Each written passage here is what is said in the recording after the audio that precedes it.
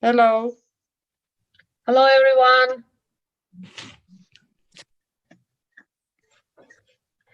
Hello, everyone. Good evening. Good Monday evening. I am RP Karapetyan, and on behalf of Cascade People and Business and Armenian HR Association, I want to welcome you to our webinar that we are doing today. And we have very, very important topic today. Which is about the value of Society of Human Resource Management, SHRM, as a professional qualification. And we have an honor to have a very important and very beloved host today, Dr. Constantine Dino Kiritsis, who is entrepreneur, consultant, public speaker, author, and our beloved Cascade trainer. Thank you, Dino, for joining us and agreeing to host the webinar today. Thank you. My pleasure. My pleasure. Yeah, we're looking forward to hear what is SHRM and what it is about and what is its value. Thank you very much. Over to you. Thank you. Thank you. So welcome, everyone, and hope everyone is healthy. Above all, very important these days to be healthy and to stay at home and do the best we can do for our loved ones. So I wish and hope everyone is well and we'll get out of this in the best possible way. This is a very good time to kind of be productive, as I say, and I'm very happy to be part of this idea that Cascade had to kind of share not only my experience, but also try to make this a little bit more interesting for you on the value of SHRM. The SHRM qualification, and I have two parts. I have about 20 slides to give you a little understanding of what I want to do. Two parts. One part would be the value of a qualification these days, which is one of my, I would say, expertise areas, or I tried to become an expert these past 20 years, and then get into the SHRM specifics about the value for an HR professional. So having said that, I think you know about me. I'm not going to speak more about myself. You can find out more online. I'll be happy to join and connect with all of you if you want through LinkedIn or in any way you find out. A few housekeeping points I want to share with you. If something breaks up, please refresh. If something happens, maybe you can use a chat box and talk to our supporters. I call them co-pilots when I do these types of webinars, because you must have some support. It's always good to tell the people to train to have a co-pilot in the cockpit. The objective of today is basically two things. Number one is to understand the value of getting certified. I think it's something we didn't have in most of our countries, and I'll tell you more of why I'm saying that. Well, I'll say it now. It's because I am more international than you think. I'm actually Greek. I live in Athens, Greece, and I travel the world. So I've been to about 47 countries up to now. And the value of certification is not evident everywhere. It's something that the Anglo-Saxon world had more, Australia, South Africa, America, UK, but as people in Armenia, in Greece, and other places around the world, in the Balkan region, Poland, Slovakia, or the former Soviet republics overall, we didn't have the notion of getting certified. It was all related to our degrees. So I want to talk a little bit about that. I want to say very quickly that everything is 80-20. What does that mean? It means that I have no answers. Everything is debatable, of course, and that's the way we should think in our lives, to make sure that we are, we can challenge anyone and anything, unless it's something that's 100% sure, which are not too many things in life. The value of HR, and of course, we'll get into Q&A as we go on. So the agenda. We're going very fast. I think we understand that. The fast pace of work and just the fact that we have COVID-19 now kind of, is interesting to see how things have changed. And everyone is talking about how fast change is happening these days. I'll give you an example, which I'm sure you have your own funny ones. My father-in-law is doing web banking, which he never wanted to in the previous years. He's 70 plus years old. Or my mother is sending an SMS, just to show you how amazingly fast people change if they have to. So the COVID-19 is actually something out there that's kind of proving how fast we're moving, and it was something that we would never expect about a month ago, to be at home and doing webinars on the value of SHRM, for example. So we're going very fast, and it's very important for all of us as HR professionals trainers, consultants, or whoever you are, to stay employable. The key word is being employable, and I'll try to link the certification in that direction. The rise of competencies. We have a very big rise in the value of getting skill. And as I say to my friends, I'm 51 years old, so I tell the younger people, you get in for the interview with your degrees, but you stay because you're competent. You don't stay because you have a degree. Degree's over. You go, you do the interview. I have a degree from Harvard, from LSE, from Wharton, or whatever, but you don't stay because of that. That's over. It's only once for the interview, and things, of course, that you probably can sell in the beginning of your career. So competencies are becoming a bit more of an issue. And one thing I'm going to link is SHRM having focused on competencies for HR people, which I think is one of the differentiators. I will talk about the rise in professional certification. I've done a number of talks in America and around the world about the value of how we're moving from degrees to certificates, even though it's debatable. I also have the hat of an academic, but I wanted to share with you a phrase that I say that, we're moving from the era of degreeification to certification. And, it's not good to get 10,000 degrees anymore. You're not going to get 10,000 salaries, but it's very important to be up to date in real life and with the real skills. And then, of course, I'll get into more SHRM related areas. We have two different certificates. One is the CP, the Certified Professional, and the Senior Certified Professional, 2 levels for the HR professionals, and of course the Q&A. So I gave you a little bit more input on that. So the main theme here is, can you differentiate with a qualification? I like to use the word qualification for SHRM. And by the way, we're going to share this presentation with all of you that participate today. So we're going to send this to you. So first of all, how can you differentiate? Can you be differentiated if you get qualified? And the answer is yes, because everyone does have a degree. And yes, we need degrees. We need academia. Don't get me wrong. I don't want to be misunderstood. However, how do you differentiate? Possibly a qualification or a designation could differentiate you. In the era of academic inflation, it's an amazing phrase. You can actually go to Wikipedia. There's some information on academic inflation these days. It's been around for some years now, but I've been talking about the fact that we have too many people with degrees and they cannot differentiate. And it doesn't mean that if you have a number of degrees that you are employable. The point is to continue to get to remain employable. And one way to do that is to be able to certify yourselves, not only in SHRM, but eventually to do various things in your life. Very important to talk about competency framework. I'll get into that when I talk about SHRM, a little bit more specific. The question again, are you certified in your area of expertise? So some of you listening today, or maybe listening after in a recorded version of this, would think, maybe Dino is right. Should I get certified in something? Even if you're in technology, maybe you can become a Cisco certified or whatever, project management. So there's certifications that could probably keep you up to date for a number of reasons. Being up to date is the question of the era, because we're going so fast. And of course, if you work for a big company, or if you are someone who works as an HR director or a VP for a big organization, are you supporting certification? That's another good question for you. So a nice little quote from Thomas Friedman, who wrote the book, The World is Flat, and a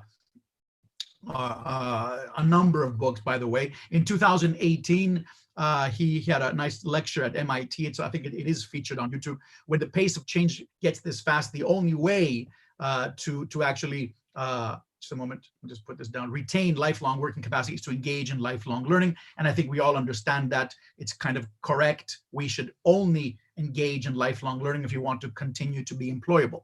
So the competencies, I said something earlier, competencies are paramount. And to give you a little understanding here, competencies is what makes us stay at a company. When we appraise people, we appraise them not on their degrees, we appraise them on competence, on skill, if they actually work well in teams, if they have negotiation skills, if they know how to manage their time well, if they know how to present well, like what I'm doing today. These are the skills that we need to convince, to sell, to work, to be clear. And this is becoming the issue. So to come to the second bullet in this slide, what's the problem? The problem is that, the soft skills are becoming the new hard skills. it's easier for someone to learn how to use a machine or how to understand the international financial reporting standard. You know, you can tell me once, twice, 3 times, and I'll get it. But it's very difficult to teach me how to behave, how to make sure I have the skill required to convince people, to work with others, to be good in teamwork, to inspire others. These are the things that happen, of course, from our families. And that's why it's difficult to kind of, change the culture in companies. That's more behavioral. It's more intangible. That's a big problem. And I think the certifications like SHRM that are focusing more in this direction, when I get into the detail of the certification, I think they've done a good job in that direction. And that's why I sometimes say with my team, the reference of Sophia here, which means wisdom in Greek, in the Greek language. It's a board. I actually am a board member in a very interesting panel that talks about the School of the Future International Academy. That's what Sophia means. We talk a lot about education in schools, where our children go to school, and there's a big competency crisis because schools, not every school these days, let's be honest, but many of them, maybe 70, 80% of them, are still stuck in the traditional age, asking students, when did this happen? What's the date of that? When they should be asking their critical opinion, making them present, making them synthesize and analyze things. So the problem of competencies starts with school. It's not our problem. It starts there, and then it becomes our problem. So, as Seth Godin, one of my favorite marketeers, says, it's very different to know something than actually do it. And that's when we talk about practicality of things. People who do qualifications like SHRM are people who are practitioners, and they want to learn from someone who is a practitioner. So coming back to what Arpi said in the beginning, we actually need people who are practitioners who actually can help us understand something in a practical sense, not the theory. I don't want someone to read slides. I want them to give me ideas. I want them in class to tell me how to do something. How can I be assisted by this in my company? So that's another great point there. And the final point here is that this is the reason, which is one part of my new research nowadays, is why organizations are making academies or corporate universities, because they need to solve the problem. And universities can't really solve it 100%. Again, I have to reiterate myself because I don't want to be misunderstood. Education is good and we need degrees, but because we just finish the degrees and then we don't continue with anything in the future in our lives, this is where corporations come in and they try to find ways to solve the problem. By the way, there's about 5 people waiting. I think, can I just tell the team, my hosts, actually, no, sorry, the chats. Sorry, it's not 5, it's chats. Okay, so here we go. Let's put this out of the way. Here we go. So coming back to this now, another slide on a few more points before I get into the detail of SHRM. As I said, the withering importance of college degrees. Again, as I said, we need them, but they're not really as important as they were in the age of my father or even 10 years ago. So The Economist has come out with some special reports in 15 and 17. I believe in the research done by The Economist, and also, of course, by CNBC, which is the last bullet here. I want to read this. More and more companies do not require people to have a degree. And that's basically a good statistic from IBM, which actually recruits 15% of people with no degree, but they have some sort of technical capability, of course, doing boot camps on technology. So it does apply in some areas, not in every area, but I just want to build my case on the value of why someone should continue to get certified. So a degree may get us in, but competencies make us stay. Very interesting statement. The second point is the importance of building skills constantly to stay employable, technical and soft skills. I think that's also understood. And of course, how professional designation in a number of areas, and not only SHRM, can help us in real-time career management. So here I have my favorite slide, actually. This is something I've been using for the past, I would say, 20, 25 years now. And there's a big distinction between the left side of here, if you can see my cursor, and on the right side. And this is where we spend a little bit more time to make you understand the value and then get into the idea. So first of all, in our countries, speaking on behalf of people that are listening from, let's say, Armenia, we had the academic titles, the academic degrees. For example, we had an associate degree, which is a 2-year degree, then the bachelor's, and our parents wanted us to get a degree, or then you get possibly a master's. That was the classic sequence of things. And possibly if you wanted to teach, or if you wanted to get into more, let's say, research, you would do a PhD. Now, this left side was followed by a number of countries, I would say like 80 or 90% of the countries around the world. However, in some countries, initially, and now in more and more countries, they saw value in getting a title. So because of the fact that there was a withering degree, let's say, of importance in the degrees on the left side, because everyone was getting a bachelor's degree, or many people were going for a master's, it was difficult to differentiate. And the fact that bachelor's degrees and masters had in some way an expiration date, because if you'd done it 20 years ago, what do you remember? You have the foundation, of course, but there's nothing to keep you up to date. There were professional titles, like, for example, the CPA in the accountancy area in the USA, or the ACCA, as you probably heard of it, in the accountancy in Europe and I would say most parts of Asia now, SHRM in the area of HR, PMP and project management. So there were titles coming out to actually make that practical, let's say, leap, because many people did have the basics, the academic knowledge, but they wanted something more practical. Because to get the degree, to receive the title, you would need to have exams done, and also have experience, which would be 2 to 3 years depending on the title. In the left side, there was no issue of having experience, apart from only the MBA had a requirement for 3 years of experience. Nothing else in academia had, in the older days, and even today, any degree of experience. You didn't have to have any experience. I got my PhD, to be honest, without any experience. And then I started to work. So in most cases here on the left side, you don't do anything in terms of experience, you get it later. Here, you need to get certified. You need to have that experience. Not at the same time necessarily. Some people can get it later as well, but to get certified and keep the certification. So that kind of gave a differentiator, and it kind of gave a statement to an HR office that this person who is certified, let's say with SHRM or with any qualification that had these rigorous requirements, was good enough or was up to date, because they also had continuing development units that they were required. I'll get into that. So the titles, you needed 2 things. You had exams and you had experience. That's the combination of thing. Whereas on the left side, very important, and I said, don't misunderstand me, we always need degrees, but the point for someone is, when do we make that leap from the left to the right side, and what should we do? That's the question, and every person is different. Don't get me wrong. There is no one size fits all. And then something that we don't have on the left at all is that at the end of the day, you have CPD. What is CPD? It's continuing professional development, which means what?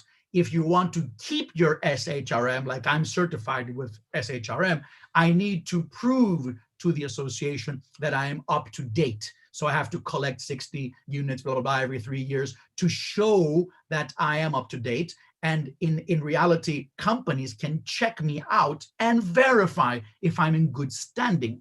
Now that's good for HR, for a department, because then they can verify that Dino is up to date and he has submitted his credit, which means that he deserves to have the credential, which keeps the quality and the level, let's say, and the prestige and reputation of the qualification high up there. Okay, so that's basically the 2 sides of education, or the 2, pathways, I call them, even though people go from left to right and they go from right to left, but you would see more and more people going from left to right as time goes by. I'll give you a statistic. I think in China now, like 70, 80,000 people are doing accountancy qualifications. So you can understand it's a huge country, of course, but many people are moving into that direction. So this is my last, let's say, model I want to show you, which is featured in my book, and all of you will have a copy of my book since you're participating today. And this is also the program duration. So this has to do with age. So don't get me wrong. When I coach people on what to do, I also tell them, listen, if you're 45 or 50 years old, it's always good to to get certified, but don't do something that will take 3 or 4 years. unless you have a passion for it. There's always, of course, a limitation to every model. But when you're younger, you would probably take on a longer duration here. So 3 or 4 or 5 years to get certified, or even a degree. That's good because you're young and you can handle it. But the more you grow, I would say proceed with caution if something takes too long, because you won't be able to sell it in the best possible way. I would do something short and sweet, as I call it, something that requires maybe 40, 50, 20 hours of training, and then of course work at home, doing the work on your own.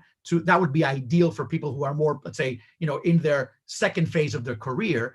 And it would be useful if they're younger, but it's not the same as if you're older, because you don't have the practical experience. So let me give you an example. If I do something on data privacy now, everyone's talking about data privacy, and I'm 51 and I get certified at 51 and go to an interview and say, I just got certified in data privacy, it goes without saying that I would have the experience, because that's why the association would accept me to do the qualification. But also I know what data privacy is at the age I am, because I've been through a lot in my life.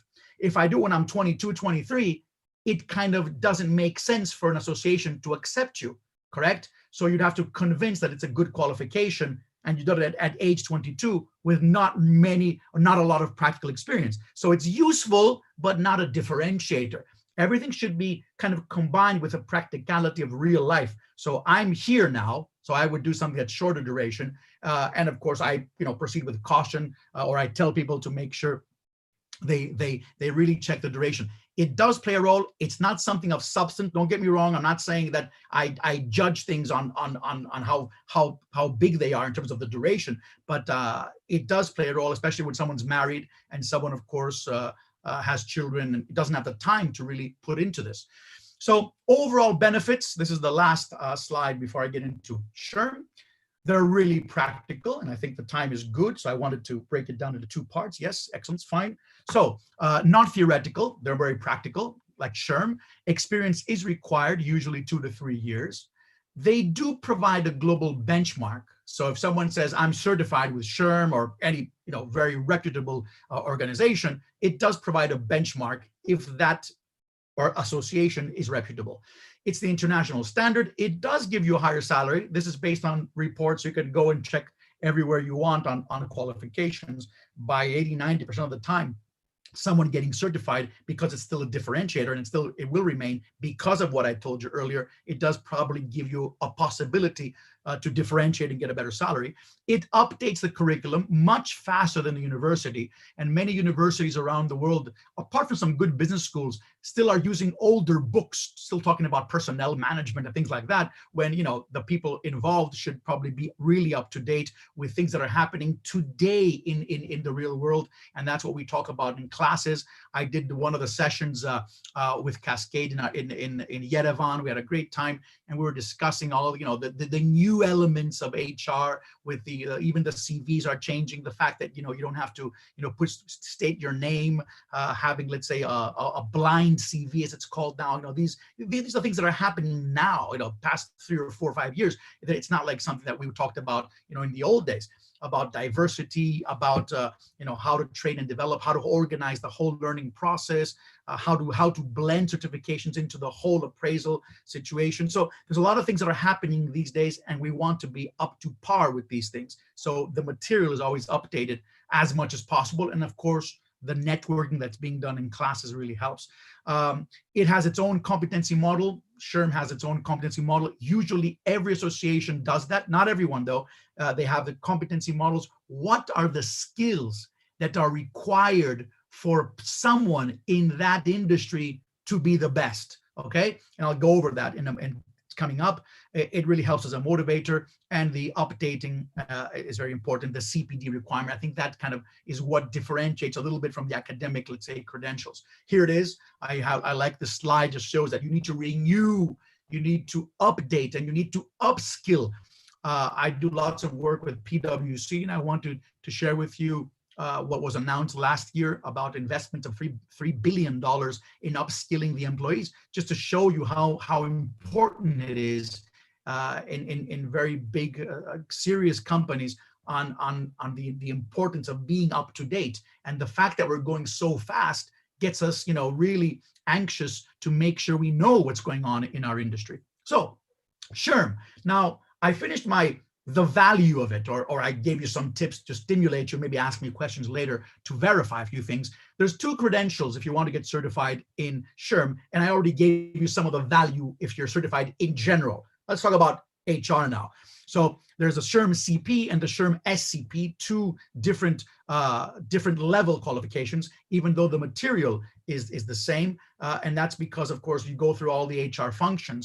So you have 2 levels, and the questions, of course, the weighting is slightly different. So there's the SHRM-BOC. I want you to know the word BOC. BOC is very important. It's the body of competencies and knowledge.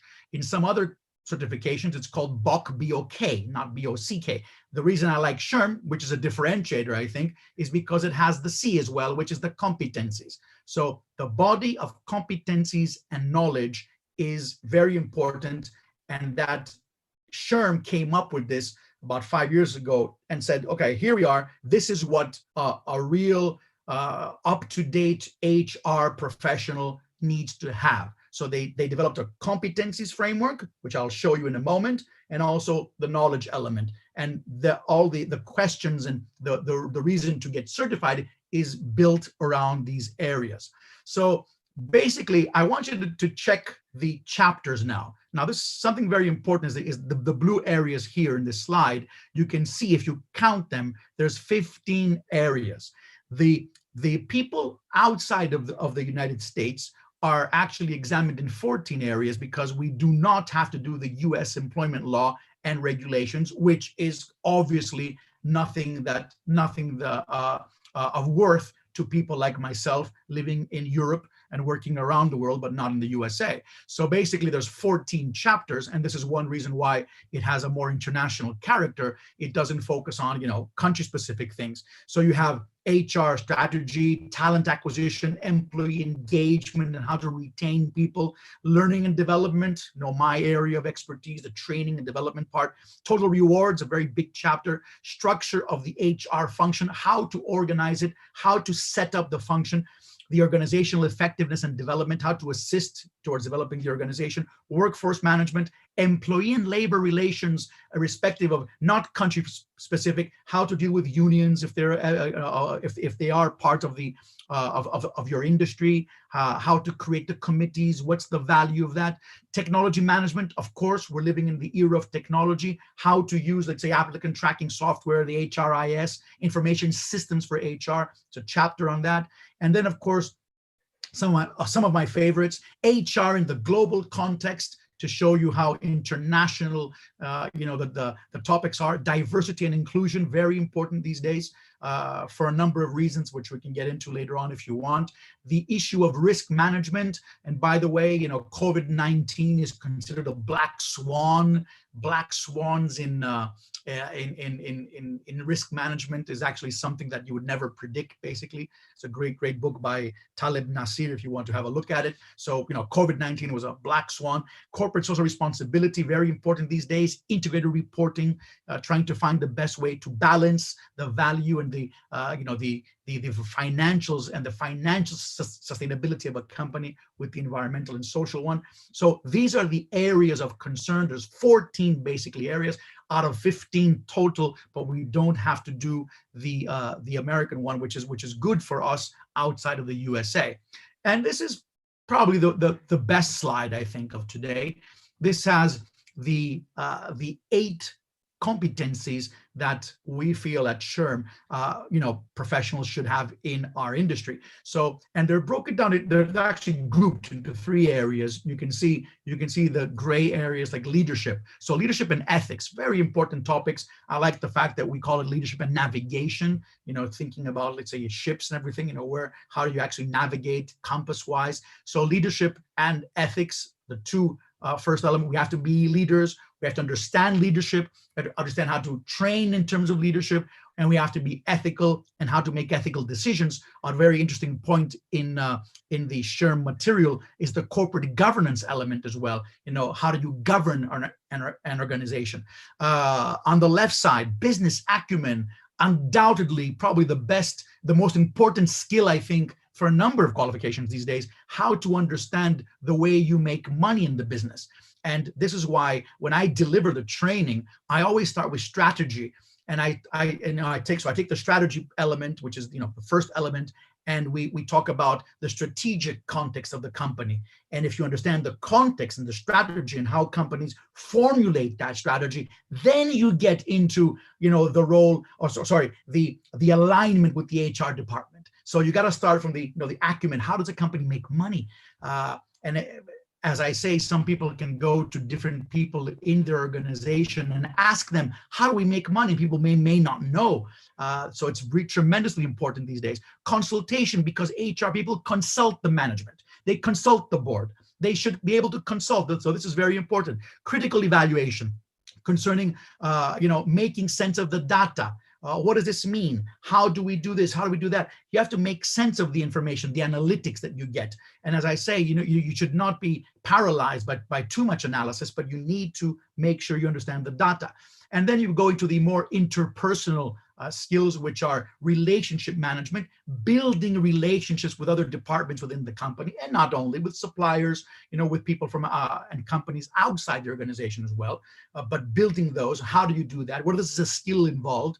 Global and cultural effectiveness, very interesting point on global HR, having the local responsiveness and the global, let's say, character. Companies like Coca-Cola, they're more globalized, but they also have a local component. How do they do that? Offshoring, nearshoring, onsourcing, all these amazing terms. What do they mean? What are the differences? And for many people, apart from the acumen part, not to take away what I told you, how to communicate in this day and age, and when. One of the most important elements of a good HR, let's say, department or person is the way they communicate. How often, what do they choose? How clear are they? And you have to, for example, inform everyone about the new engagement survey. And when the results come out, you have to communicate them again, because if you don't, people don't trust the HR office. So a lot of discussion on how that's done and the importance of it. So we really push that in the trainings. So which one is more appropriate for you? It depends on what you want to do. If you don't have, of course, a lot of experience, you should go for the CP, the certified professional. And if you do have some more solid experience in terms of, say, 3 or 4 years of experience, then I would say the right side, to go into the senior certified professional. And here I'm going to send you these through the Cascade team. So don't worry, you can actually see, the requirements, what SHRM, who does SHRM allow to get actually involved in which qualification. We can do more on this when we chat. Let me just go to the chat box just to make sure that we're getting questions. If we are still, excellent, perfect, okay. There we go. Let me just put this back now, turn this off. Excellent. And let me move on. So the exam overview now. So now, of course, we all know that the exam is a computer-based test, and it's a combination of questions that relate to knowledge, but also cases. I'm going to get into that in the next slide. So there's a computer-based test, and we prepare people basically to go for the next 2 exam windows. There have been some changes, slight changes, and a bit more open now because of COVID-19 in the US and everywhere around the world. So this may be extended slightly. So there's 2 exam windows, May to July. So this summer people can get prepared to take the exam and go for it, but also from December 1st to February 15, 2021. There's 4 hours. There's 4 very intense hours to complete 160 questions. To give you a little of the detail and the admin part, when you go to the testing center, which you book the date that you want to take the exam, and you can, that happens after you register, of course, and we can help you with that, those admin issues. There's a confidentiality agreement, which you check and you sign. That's the first minute. They introduce the system, which is online, introduces the exam, the test, and there's a tutorial on how to go back and forth next, how to fill in the correct answer if you want. And then there's 4 hours of the exam. You can go back and forth or whatever. And at the end, there's a survey when you complete. So it's a very intense day when you take the exam, and the results are announced instantly. So right when you finish, because it's all computer based, with your questions, because every person gets spread a different type and a different different type of question. It could be a same question, but it's not the same exactly with someone sitting next to you if you're doing it because to avoid any issues of cheating. So so you are announced the result immediately after you just finished, and it's verified a few weeks later after that, but nothing is usually changed from my experience. So you have 160 questions, and this is the last, I guess, important thing to say before we go to questions. There's 95 standalone knowledge items. So this is something, you either you know areas of the HR curriculum, what is something all about, not definition, not silly things. It's all professional level, but if you know how to do something, the process of something, even some business model that can help you for training or development, or the value of career of career management within the company with IDPs, the individual development programs. So these are the knowledge areas. And then you have 65 situational judgment items, the SJIs. Now, what are these? These are cases. So you can imagine like a half page of a case that says Dino has a company and this happened and that happened and then he was fired and then he had to do this and that. So those storyline, and then you have questions on that story, which in many cases are competency based. How would you, react? What's the first thing to do? How would you deal with someone and something? Based on your level. So you have to think about, communication, critical evaluation. You got to think about these things to make sure you have the best possible answer. So that's what we mean by cluster. So it could be a cluster of a case questions, one case and about, let's say, 6-7 questions, and then items, classic questions, A, B, C, D, multiple choice, and then again, a case, a storyline with 6 or 4 questions. That's the way the exam goes. So you have HR specific knowledge items, okay, questions on HR areas, questions on competencies, okay, so that's the difference here. So these are HR specific, these are competencies, cases, right, the questions on cases, short to make decisions, and finally, you have some field test items which are not graded. You do not know which items these are. This is actually from SHRM to test various new items coming into the exam. And I think it's a great thing that they're doing that because they need to assess the value of a question first, and then, of course, put it officially into the pool of items they have, which I think is fair, it's correct. I think that's something, they don't just take the questions very lightly and put them in. The point is to test it first, and they have their own systems and analytics, and that's how it's done. We don't know which ones these are, but this is the way to kind of verify and to make sure that it's a valid and a quality-oriented question. So I have 2 more slides, I think. Yes, this is the number 15, the value of certification. So the 21st century has been a need for different skill set. Certifications can play a very important role. I think I made my point because you can update your knowledge based on the association, which requires to update the content of each qualification, and therefore being part of it as a member and having to update all the time, you're also up to date, and that's verified, of course, if you want to, if some employer wants to verify that. So they can play a very, very important role. And I'll read the last one in bullets, the practical characteristics of certifications, their CPD requirement, their constant updating, their relationship with corporations, and their global reach are reasons why certifications have been on a constant rise in almost all industries. Let's be honest, it's not only HR. Through my work, I do lots of qualifications.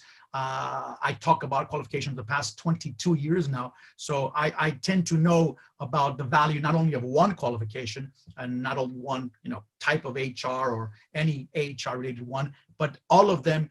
If it's from a reputable organization, it's probably quite good for you to do it. Just to give you an example, there's over 110,000 people who are certified with HR, of course. And HR, SHRM is the largest organization in HR globally, as we all know, in terms of members and history. And of course, I just give you some examples of even things that are happening now in taxation, internal audit, coaching, compliance, management accounting. There's a lot of stuff that you could probably benefit from, you and your people. So why? Because it is does kind of prove that's the minimum level of competency.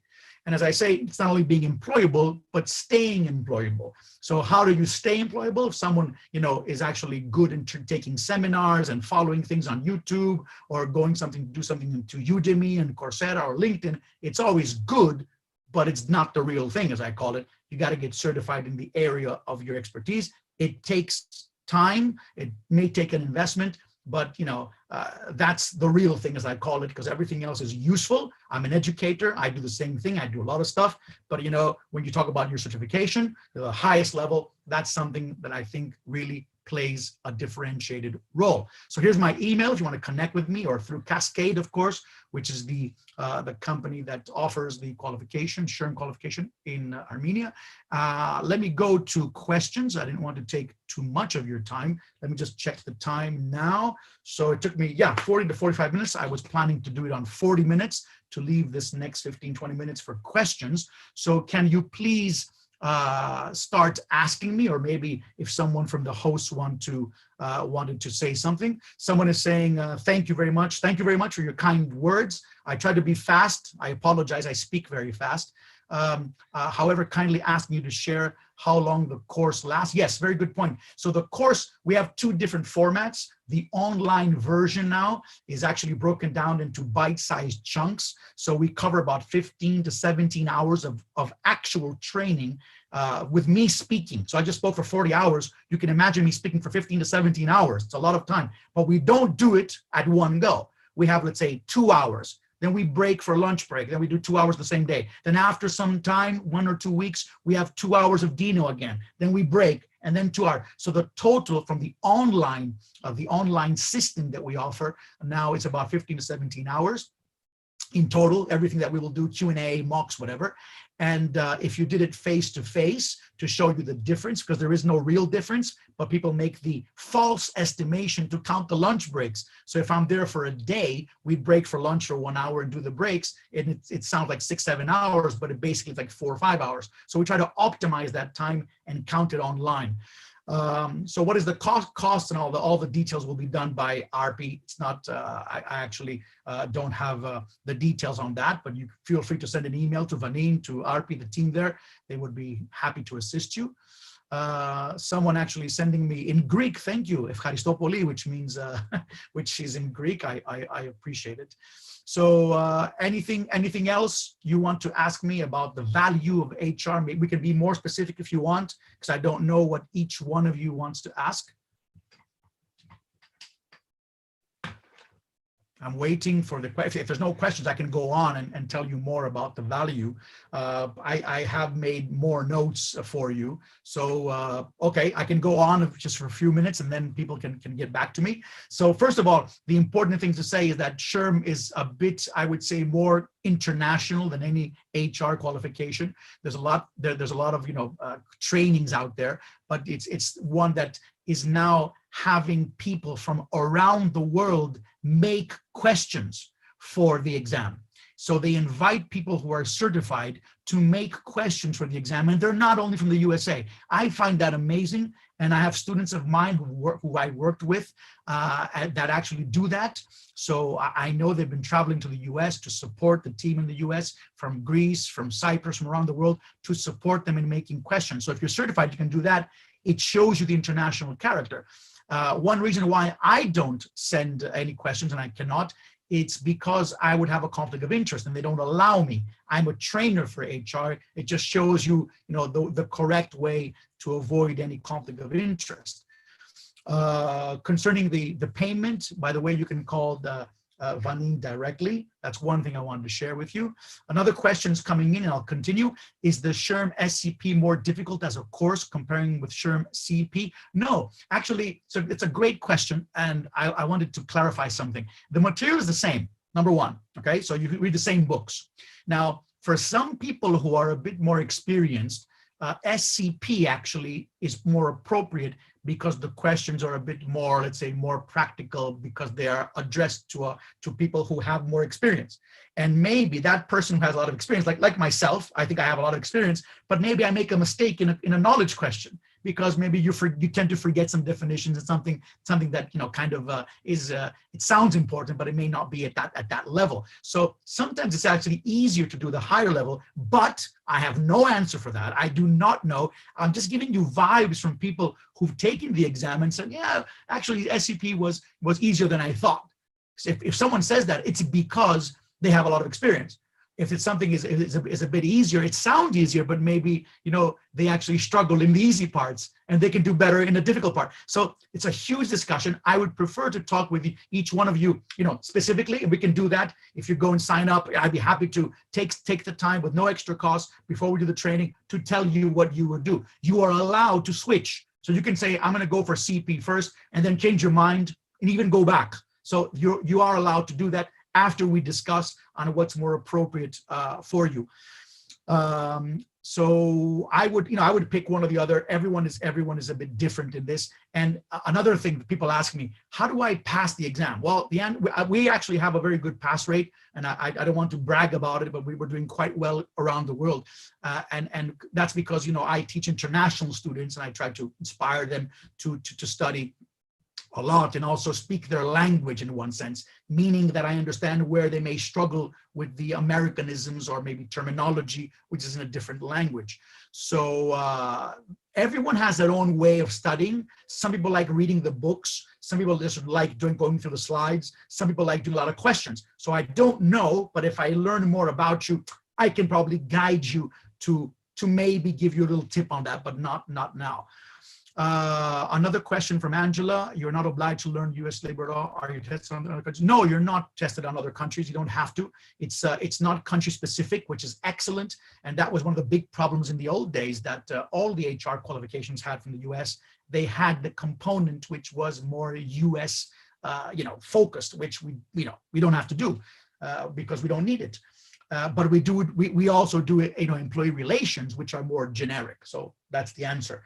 Another point is the competencies. I did say that. I want to remind you that it's one of the few qualifications out there that really focus a lot on competencies, and I think that's something very important. Lots of CSR, lots of governance. I think they really made something that covers all the elements of business and strategy at a higher level. Not just talking about the talent acquisition, talking about the interviews, the limitations, whatever. You take it from a higher context, and that's why it's more, I would say, for not just for big companies, but for companies that really want to go, I would say, by the book, which is great because you reach that benchmark. And I think that's why SHRM is very, very good. So any other questions? We still have more time. Yes, plenty of time actually, which is excellent. So I can probably relax a bit now because I was speaking too fast maybe. Anything else you want to share? Maybe even from the team of hosts, because maybe you know questions that they may ask you, maybe Arpi and Vanin you can probably ask directly. I don't know the questions that you... Dino, yep. I think there is a question that we missed about how long is the certification given to you? Sorry, where was that question? It's about... Oh, yes. Hello, I would like to know. And the last from, if we count from the second and the third questions, I think we've missed that. I wonder whether the certificate is given for a certain period of time. Example, the student. Oh, the validity. Thank you. I didn't see that. The validity of the certificate is actually ongoing if you do the credits required every 3 years. What does that mean? It means that I'm certified today. Let's say I receive it today. I'm good for 3 years. By the time the 3 years lapse, I would have to send them information of having collected a series of credits that are what? I could probably go to a conference. I can do what we're doing right now. This could have counted for 1 hour, for example. So I've updated my knowledge. I went to a conference. I wrote an article. I did some training in my company. No one from SHRM is going to check every single person around the world because we have an ethical component. We have to be ethical from our parts. We're professionals. However, they can do an ad hoc checks and say, Dino, you told us that you did 1 hour of a webinar. Can you please send us proof of that? So I would ask Arpi to send me an email or a letter to verify that, yes, I Arpi, blah, blah, blah, who is the person for SHRM in Armenia, certify and validate that Dr. Kiritsis did 1 hour for us. So That would be a check. They do ad hoc checks. So if everyone should just, they have their own internal controls. That's the idea. So it's valid forever in that sense, as long as you continue to be in the business and do something in that area. And it's very easy, by the way. I can give my example. Like I was RES certified last year, and it was very easy. Just because of being part of Armenian HR Association, you can really give the proofs that you have done HR activities during the year. So Excellent. yeah, during these 3 years, you just accumulate whatever you have done and participated in HR activities of association, and it's they take it. Yep. No, it's logical. If you, because of partnership that we have. Yeah, I agree. I do the same thing. I do lots of training so I can verify that, but that keeps me up to date. People know, so Dino's up to date. That's the idea behind it. So don't worry about the validity. But if you're not doing anything for 5 years, they'll get back to you and say, you're not allowed to use a certification, which I find correct, because that's what keeps the prestige up there. If everyone just did it and had it forever, I don't find that correct. If the point is, sorry, the point is that it's 3 years, and the point is you do not pay when it's expired. You just give the proofs. Correct. Mm-hmm. Yep. Can you get recertified after years from CP? I think that we just answered that one basically. Yep. I think that's kind of clear now. Correct. Is there anything else, Vanin, that I missed? Yeah, it was very good point about that you are not obliged to learn U.S. labor law. This is a very good point. This is the advantage of this certification. Yep. And another good thing is that once you get certified, it's like they don't count the 3 years from that same day, but they count it 3 years and plus some more months till your birthday. So, and the last day of the month of your birthday is when your certification ends. So that with your birthday, you remember, oh, that this is the month that my certification ends, so I need to recertify. Yep. Easy to remember. Yep. Any other question? Anything you want to share? Anything you want to ask specifically? Please do. You can also do it, anonymously. You can send me, and I can check the question. I think it's very important these days. If I can just start summarizing, and then we can get more questions. To differentiate. It's very important to take advantage of this period. It's very important to understand that there is a global benchmark for a number of things. Yes, I believe in local. As I told you, I'm Greek, and I understand the peculiarities of things. But the fact that you have to update, and we need to be updated all the time, because whatever we learn becomes obsolete every 18 to 20 months. One way to continue to progress and manage your career is to be able to do things like SHRM. It doesn't have to be necessarily to be fair. I mean, people can, I continue to learn about data and analytics, but it's got to be something that will keep me up to date, to have the rigor, the knowledge, and to be able to stand in front of an audience to do the best I can. And unfortunately, things are getting so fast. One way that the fact that SHRM is pushing me to be up to date, I think it's great, because maybe I wouldn't do it on my own. So it's always good to have some sort of little flag there and say, and that's, I think, what differentiates in many cases a lot of the good qualifications with other ones. Yeah. Anything else? Yeah. Any other questions?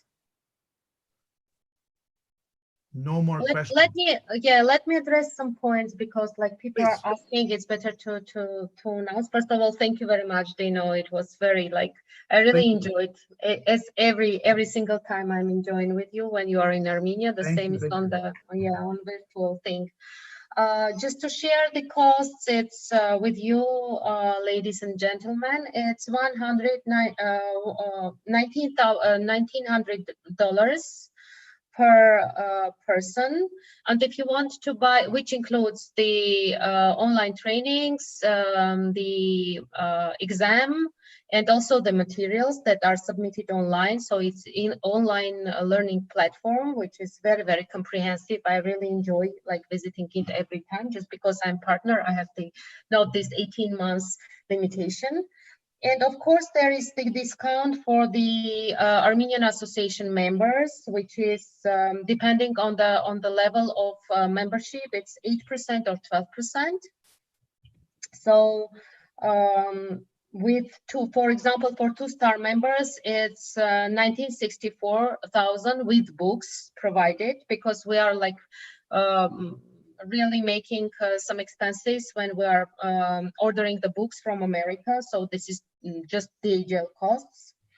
And also for recertification, as far as there was a question about that, you get the certification for 3 years, and after 3 years, just for prolongation, when you really provide the proof that you have been in HR field and was very active, it's $100 for members and $150 for non-members of SHRM.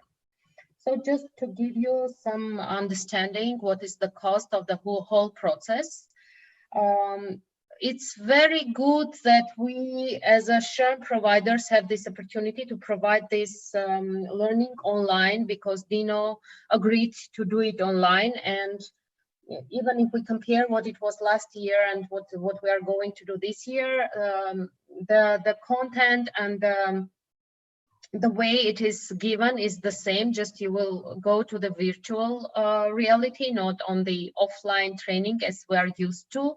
But this is the reality that we are faced now. So we really need to accommodate. And thank you, Dino, for this opportunity, because doing this online means that we can really work on certification of Armenian HR community, which is very, very important for us and its mission of our company. My pleasure. Can I add something? So like the price of the books is separate. For the hard copies, it's $200.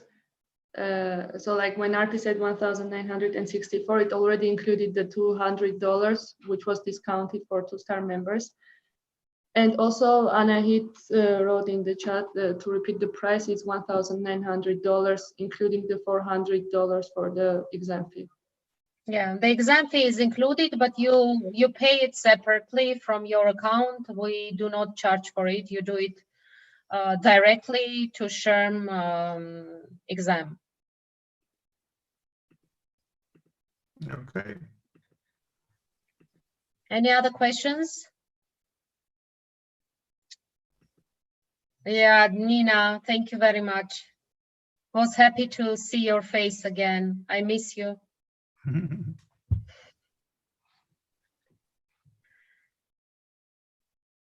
Me too, yeah. Hope this COVID will finish soon and we will have some coffee together. Definitely. Thank you very much for the opportunity, by the way, from my part. So from my part, I just want to thank everyone for participating. If there's any other question that you want to send me an email, please do. Send it through Arpi or to me directly. I'll be happy to support and answer, even at a more personal basis. We can have a quick Skype call or something. Thank you very much. Bye-bye from Athens. Thanks. Thank you. And we're launching the next run from the end of spring. So for your information. So right now, if you are interested, you can join the group. Thank you, Dino. Thank you. It was a pleasure to see you and host you. Thank you. We always enjoy that, you know. Thank you very much. Bye-bye. Bye. Have a nice evening. You too.